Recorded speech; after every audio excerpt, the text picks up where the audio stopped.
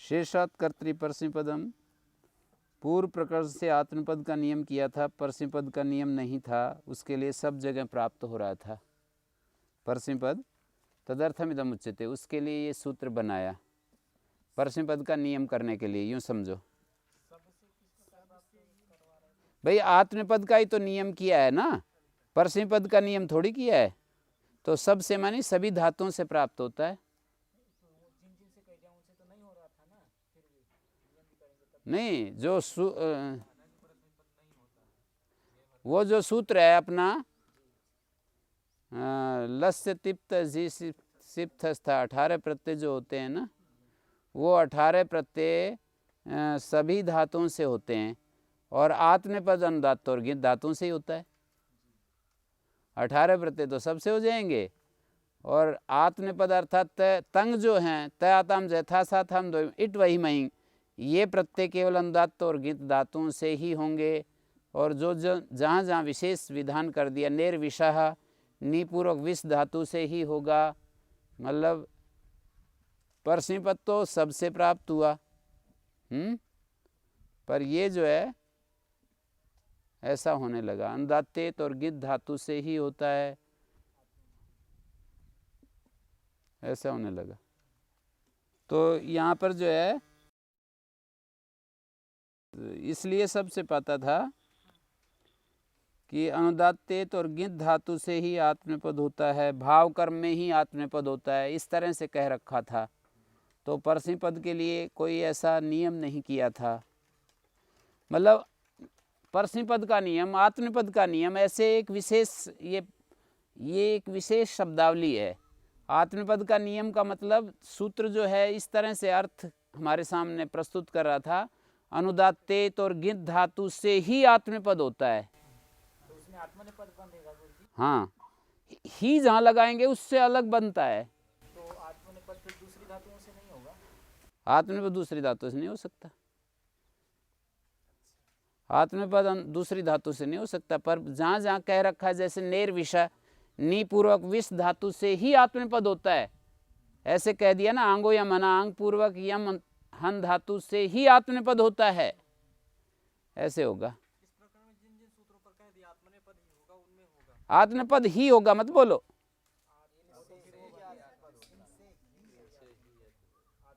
स्वरितयिता, स्वरितेत और ईत धातु से ही आत्मनेपद होता है। धातुओं के साथ एव लगाओ, धातु से ही आत्मनेपद होता है, तो फिर वो आत्मनेपद बन गया। परस्मैपद अभी कुछ नहीं कहा, न कहने के कारण वो सब से प्राप्त होता है, सब है ना। तो उसके लिए कह रहे हैं, हैं? तो उसमें ये कहा है ना कि क्रियाफल कर्ता को मिले तो आत्मनेपद, इतना ही तो नियम है। वो तो ठीक है, उस विषय में आप कह दो क्रियाफल कर्ता को मिला तो ही आत्मनेपद होता है, हैं? स्वरितेत और ईत धातु से क्रियाफल कर्ता को मिले, उस स्थिति में ही आत्मनेपद होता है। पर परस्मैपद के विषय में तो नहीं कह रहे ना, परस्मैपद तो सब जगह हो सकता है, ऐसा कहना चाह रहे हैं। मतलब नियम जो है दो तरह से हुआ है, एक प्रकृत्याश्रय नियम होता है,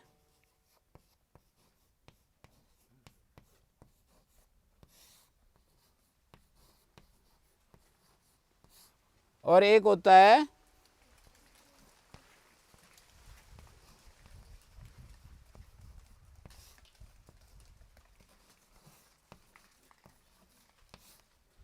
प्रकृत्याश्रय नियम और अर्थाश्रय नियम। एक होता है प्रत्ययाश्रय नियम।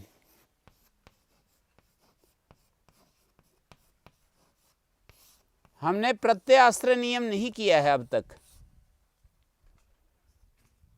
प्रकृत्याश्रय नियम किया है, अर्थाश्रय नियम किया है। अर्थाश्रय नियम का स्वरूप क्या है? अर्थ का आश्रय लेकर के नियम कौन सा? जैसे भाव कर्मणों सूत्र है ना, भाव अर्थ है, कर्म अर्थ है, भाव कर्मणों का जो नियम है वो अर्थाश्रय नियम है। गंधनावक्षेपण सेवन सासिक, इन अर्थों में ही अर्थाश्रय नियम, अर्थ के आश्रित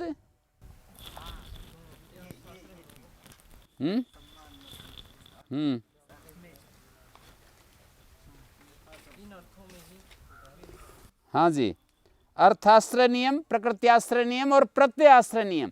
तो अभी हम अर्थाश्रय नियम किया था और प्रकृत्याश्रय नियम किया है। अभी प्रत्यय तो खुले हैं, प्रत्याश्रय नियम तो था नहीं, इसलिए जो है वो सबसे पा रहा है। यदि प्रत्याश्रय नियम कर दें तो फिर दूसरी समस्या आती है। हम यूं कह दें कि अनुदात्तेत और गित धातु से आत्मनेपद ही होता है, तो फिर और तो कुछ हो ही नहीं सकता। अनुदात्तेत और गित धातु से कोई और प्रत्यय हो ही नहीं सकेगा। जैसे कहीं हमने नुल त्रिचो करना है तो अनुदात्तेत और गित धातु से कैसे करेंगे? फिर वो धातुएं बन जाएंगी। यदि प्रत्ययाश्रय नियम करेंगे तो धातुएं बन जाएंगी। हैं? भाव कर्म में ही आत्मनिपद होता है। तो अर्थ है ना, भाव और कर्म, उसके आश्रित नियम कर दिया है। भाव अर्थ में और कर्म अर्थ में ही आत्मनिपद होता है। तो ये एक समस्या थी। तो तदर्थ मानी सबसे प्राप्ति की निवृत्ति के लिए अर्थ शब्द का अर्थ प्रयोजन भी होता है, निवृत्ति भी होता है। मैंने जो है ये बात कहां पर बतलाई थी? अर्थ शब्द का अर्थ निवृत्ति भी होता है और प्रयोजन भी होता है। ये बात मैंने अव्ययी भावश्च काशिका का सूत्र है उस पर लिखी है। अव्ययी भावश्च सूत्र पढ़ाते हुए मैंने बताई थी ये बात। लुक मुख स्वर उपचारा प्रयोजनम, ये दिया है ना। एक तो लुक प्रयोजन अविभावश्च क्या करता है? अव्यय संज्ञा करता है। अविभाव समास की अव्यय संज्ञा करने के क्या प्रयोजन है? तो कहते हैं लुंग, लुक प्रयोजन है, अव्यदापसुपा से लुक हो जाए और मुखम स्वांगम मुख स्वर हो जाए, और उपचार अताक्रिकमी कंस कुंभ पात्र कुशाकर्णी अनव्यय से अव्यय भिन्न को होता है, तो वो ना हो, ये भी प्रयोजन है। हैं? माने प्रयोजन दो ढंग के होते हैं, एक तो विधेय रूप से, एक निवर्त्यमान रूप से। प्रवर्त्यमानता के रूप में प्रयोजन होता है, एक निवर्त्यमानता के रूप में प्रयोजन होता है। हैं? जैसे लुक और मुख स्वर, ये तो प्रवर्त्यमानता से प्रयोजन है, और मुखम स्वांगम उपाग्नि मुखा उदाहरण है। मुखम स्वांगम सूत्र जो है वो लग गया। उपाग्नि मुखा का स्वर नाव्यधिक शब्द गोमयत स्थूल मुष्टि पृथुवत सेभ्य। नाव्यधिक शब्द अव्यय से उत्तर, अव्यय से उत्तर मुख को अंतोदात नहीं होता, अव्यय से उत्तर नहीं होता। तो लुक जो है वहां पर एक पंक्ति लिखी है उस सूत्र पर, अव्ययी भावश्च सूत्र पर ये लिखा है। हाँ जी, ये लिखा है, पद्मंजलि में लिखा है, मुख स्वरोपचारो निवर्त्यमानतया प्रयोजनम मस्कार्थो धूमा इतिवत लुक प्रवर्त्यमानतया प्रयोजनम। जो मुख स्वर तथा जो उपचार है वो तो निवर्त्यमानता से प्रयोजन है। मस्कार्थो धूमा उदाहरण है, इसका प्रसिद्ध उदाहरण है निवर्त। मस्कार्थो धूमा का मतलब होता है मच्छरों को हटाने के लिए धुआं है, तो यहाँ अर्थ शब्द का अर्थ होता है हटाना। मस्कार्थो धूमा, मच्छरों को हटाने के लिए धुआं है। हैं? तो यहाँ पर भी मुख स्वर को हटाने के लिए अव्ययीभाव समास की अव्यय संज्ञा कर रहे हैं। मुख स्वर हट गया ना, नाव्यधिक शब्द सूत्र लग गया तो मुख स्वर हट गया। यदि अव्ययीभाव की अव्यय संज्ञा नहीं होती तो नाव्यधिक शब्द सूत्र नहीं लग सकता था, तो वो स्वर हटता नहीं। मुखम स्वांगम का स्वर हट गया अव्यय संज्ञा होने से। नाव्ययीभावाद अब बहुव्रीहि प्रकृति पूर्व पदम स्वर सूत्र लगेगा, पूर्व पद प्रकृति स्वर लगेगा। पूर्व पद प्रकृति स्वर देखा तो क्या हुआ, उपाग्नि का स्वर ये समास से अंतोदात्त हो गया। उपाग्नि को समास से अंतोदात्त हो गया। उदात्ताद अनुदात्त स्वरिता, स्वरिताद संहिता अनुदात्ता नाम। तो यहाँ पर अव्ययीभाव समास की अव्यय संज्ञा करने से हमारा को क्या लाभ मिला, मुख स्वर हट गया। नाव्यधिक शब्द सूत्र से मुख स्वर हट गया।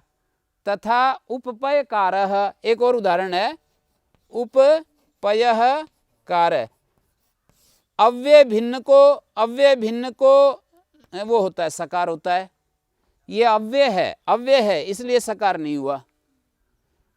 क्री धातु परे हो तो अव्यय भिन्न को विसर्जनीय को सकार होता है। तो ये अव्यय का सकार होने से, इसकी अव्यय संज्ञा होने से वो जो उपचार है वो हट गया। उपचार का मतलब होता है विसर्जनीय स्थानीय जो सकार है उसको उपचार कहते हैं। विसर्जनीय के स्थान में जो सकार आता है उसको उपचार कहते हैं, पूर्वाचार्यों की संज्ञा है। तो उपचार निवृत्त हो गया, मतलब हट गया। और अव्यादापसुपा से जो लुक होता है वो प्रवर्तमानता से प्रयोजन है, ये निवर्तमानता से प्रयोजन है। ये भी निवृत्त हो गया और ये भी निवृत्त हो गया। अव्ययीभाव समास की अव्यय संज्ञा होने से, ये अव्यय संज्ञा होने से मुख स्वर हटा, अव्यय संज्ञा होने से उपचार हटा, विसर्ग को सकार बच गया, सकार होने से बच गया। सकार हट गया, सकार होने से बच गया, सकार नहीं हुआ।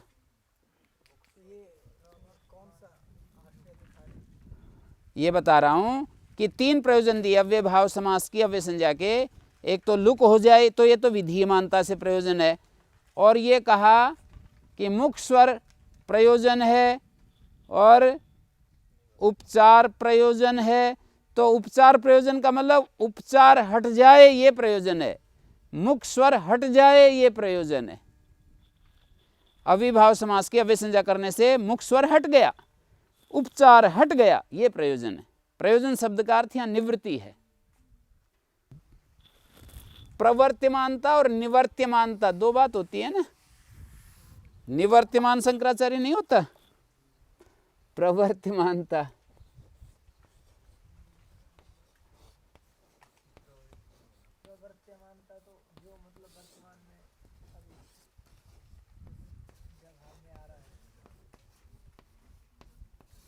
ये निवर्त्यमानतया प्रयोजनम, प्रवर्त्यमानतया प्रयोजनम। प्रयोजन 2 प्रकार के होते हैं, एक तो हटाने के लिए, एक करने के लिए। जैसे मोटा होने के लिए दूध घी, ये प्रवर्त्यमानतया प्रयोजन है, प्रवृत्ति परक प्रयोजन है। और मस्कार्थो धूमा निवृत्ति परक प्रयोजन है।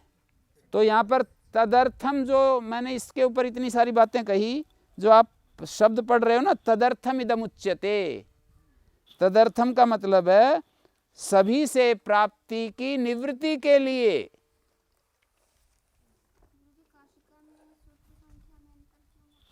वो एक आधा सूत्र आगे बढ़ा देते हैं, मिला देते हैं ना। आपने देखा था ना, ये वार्तिकों को मिला देते हैं एक आध जगह। वार्तिकों को कभी कभी तो सूत्र ही बना देते हैं, कभी कभी सूत्र के हिस्सा बना देते हैं।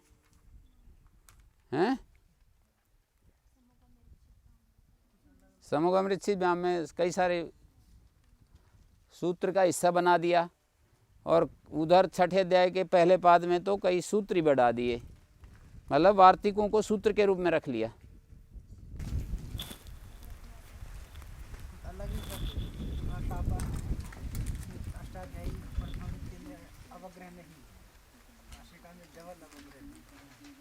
वो कोई ज़्यादा बड़ी बात नहीं है। पर सूत्र अलग, वो तो कोई बात नहीं है, विभाषा पर ऐसे भी ठीक है। और कोई ऐसा उसके लिए ऐसा पढ़ देते हैं ना, तो वो इस तरह से पढ़ देते हैं, बस सुविधा के लिए पढ़ देते हैं। दोनों ठीक है वो तो। पर ये बात मैं कह रहा था, वो सूत्रों की बात जो थी ना, सूत्री वार्तिकों को सूत्रों के रूप में पढ़ देते हैं, तो बढ़ ही जाएंगे फिर तो। जब वार्तिक को सूत्र के स्थान में पढ़ देंगे तो संख्या जो है बढ़ ही जाएगी। घटने का नाम नहीं है, बढ़ने का नाम है। घटा करके कहीं नहीं मिलेगा। वार्तिकों को जब सूत्र में पढ़ेंगे तो बढ़ेंगे ही। तो यहाँ तदर्थम इदम उच्यते, तदर्थम शब्द का अर्थ है, वैसे तो इसका सामान्य अर्थ तो उसके लिए। अब ये उसके लिए क्या है, ये विधिमानता से बात कह रहे हैं या निवर्तमानता से कह रहे हैं? प्रवर्तमानता से कह रहे हैं या निवर्तमानता से कह रहे हैं? तदर्थम निवर्तमानता से कह रहे हैं। सर्वतः प्राप्ति ऐसे होगा, सर्वतः प्राप्ति निवृत्त्यर्थम, ये अर्थ हो गया। देखिए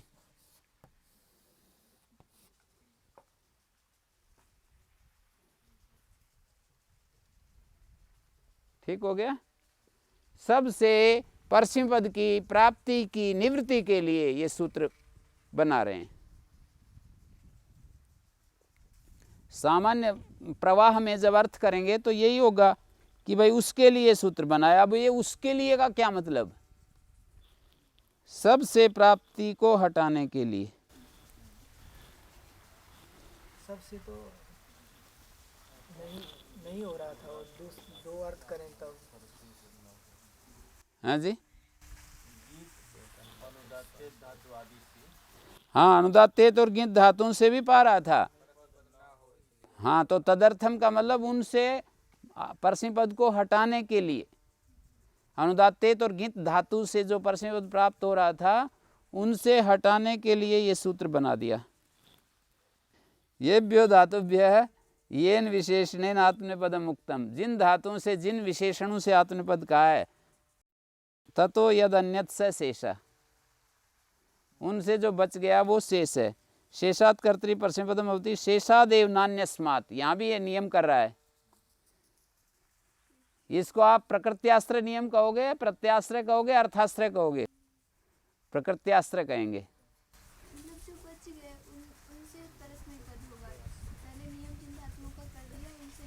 नहीं, नियम तो ये होता है, एव जो लगाते हैं और फिर जो वाक्य बनता है वो नियम का परिचायक होता है, वो नियम बनाता है। तो ये नियम का स्वरूप जो है क्या है, एक काशिका में जगह जगह आपको मिलेगी बात। इष्टावधारणार्थ एवकार,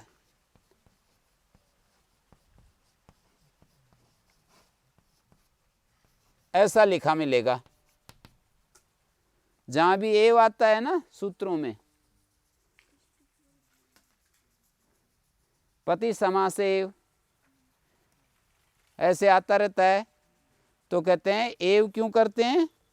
तो ये पंक्ति मिलेगी इष्टावधारण करने के लिए। हाँ, कभी कभी सूत्र में नहीं होता, तो वहाँ एव जो है, वहाँ इष्टावधारण हम समझ लेते हैं अपने आप ही, कन्फ्यूजन की बात नहीं है वहाँ।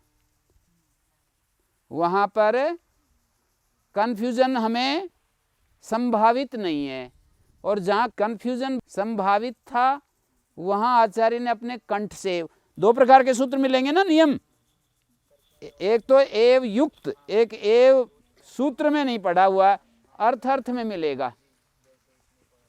जैसे म्रियते लुंग लिंगोष्ठ में सूत्र में एव नहीं पढ़ा, अनुदात्त गीता आत्मनेपदम सूत्र में एव नहीं पढ़ा, शेषात् कर्तरि परस्मैपदम सूत्र में एव नहीं पढ़ा, और कुछ ऐसे नियम सूत्र हैं जैसे पति समास एव अमयी वाव्येन ऐसे पढ़ रखे हैं,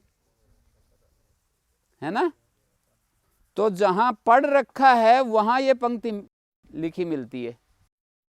जहां एव पढ़ रखा है ना सूत्र में ही, तो वहां पर ये बात लिखी मिलेगी इष्टावधारणार्थ एवकार। अवधारण माने नियम करना। इष्ट नियम करने के लिए, अभीष्ट नियम करने के लिए। नियम दो प्रकार के हो सकते हैं ना, हाँ, दो प्रकार के, दो ढंग से नियम हो सकता है ना। तो एक प्रकार का नियम करने से हमारे अनिष्ट उदाहरण भी बनने लगते हैं, दूसरे प्रकार का नियम करने से हमारे केवल इष्ट उदाहरण ही बनते हैं। तो इष्टावधारण के लिए सूत्रकार ने ही अपने कंठ से कह दिया, जैसे पति समासेव सूत्र है, तो आचार्य ने कंठ से एव को यहाँ पर प्रयोग कर दिया। अब विद्यार्थी अर्थ करते समय, आचार्य अर्थ करते समय इस सूत्र का यह अर्थ नहीं करेगा कि पति एव समासे घी संजो भवति। एव का जो प्रयोग है वो समास के साथ आचार्य ने करके बता दिया कि मैं पति को बांध रहा हूं, समास को नहीं बांध रहा। यदि एव ना लगाते आचार्य अपने कंठ से तो पति समास सूत्र होता और सिद्धे सती आरंभो नियमार्थ हम समझते। पर कोई समझने वाला उल्टा ना समझ ले कि पति एव समासे घी संजो भवति, ऐसा ना समझ ले। इसलिए कृपा करके उन्होंने समास के साथ एव अपने कंठ से ही, अपने महान कंठ से ही समास के साथ एव का प्रयोग करके बता दिया। ये है इष्टावधारण के लिए ने एवकार हैं। यदि वो ऐसा ना करते तो हम भी समझते कि ये नियम सूत्र है भाई, सिद्धे सती आरंभो नियमार्थ, शेषो घ सखी से ही घी संज्ञा सिद्ध थी। फिर दोबारा जो कह रहे हैं तो आचार्य नियम कर रहे हैं। तो हैं नियम किसका कर रहे हैं, किसमें नहीं, किसका कर रहे हैं ये पता चल नहीं रहा। किस पति का नियम कर रहे हैं या समास का नियम कर रहे हैं। तो एव यदि समास के साथ लगाते हैं तो पति नियम होता है, पति बंधता है, और एव पति के साथ लगाते हैं तो समास का बंधन होता है। तो इष्टावधारण का मतलब है कि यहाँ पर आचार्य कह रहे हैं कि भाई पति को बांध कर रखो, समास को खुला रखो। पति शब्द बंध गया अब समास के साथ एव लगाने से। पति शब्द की घी संज्ञा हो तो समास में ही हो, समास खुला है, समास नहीं हटेगा। जैसे मान लीजिए कोई दृढ़ मुष्टि शब्द है, दृढ़ है मुष्टि जिसकी, ऐसा कोई पहलवान है, तो दृढ़ मुष्टि शब्द से हम दृढ़ मुष्टि शब्द की यदि घी संज्ञा करना चाहेंगे तो बताओ घी संज्ञा होगी या नहीं? क्योंकि समास खुला है, समास को नहीं बांध रहे हैं। दृढ़ मुष्टिना, दृढ़ मुष्टये ये रूप बनेंगे, घी संज्ञा का कार्य हो जाएगा। आंगोना स्त्रियाम घेर गिति दृढ़ मुष्टये। एक शब्द के लिए किस तरह कर देंगे, या समास तो कुछ ना व्यापक है, कोई भी सोच सकता है ना कि समास में सिर्फ पति की सिर्फ किस तरह। समास में जैसे पति शब्द होता है ना, प्रजापति,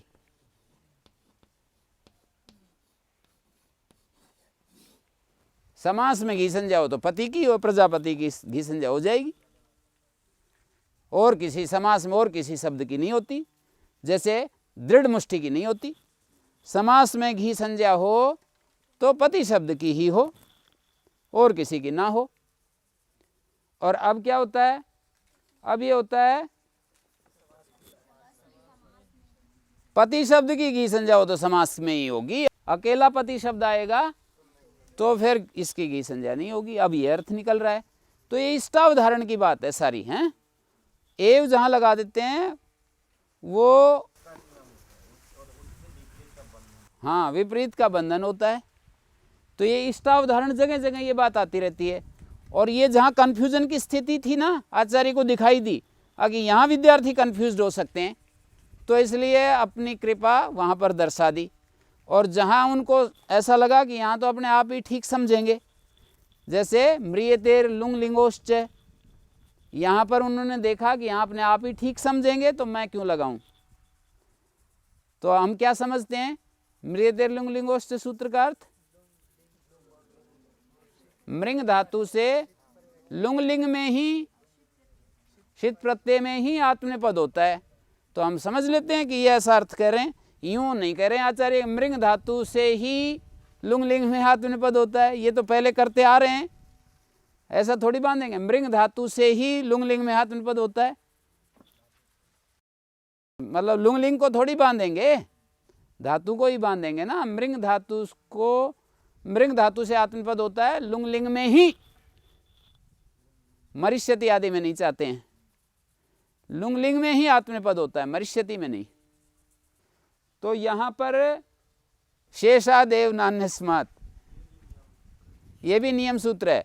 यदि हम इसका नियम ऐसा बनाएं कि शेष से परस्मैपद ही होता है तो फिर वो गड़बड़ हो जाएगी। शेष को यदि बांध देना तो फिर गड़बड़ हो जाएगी। हाँ, शेष से फिर और कोई प्रत्यय नुलत्रिस तो हो ही नहीं सकेंगे। अब कहना ये चाह रहे हैं परस्मैपद हो तो शेष से ही हो, एव को हमने शेष के साथ जोड़ा।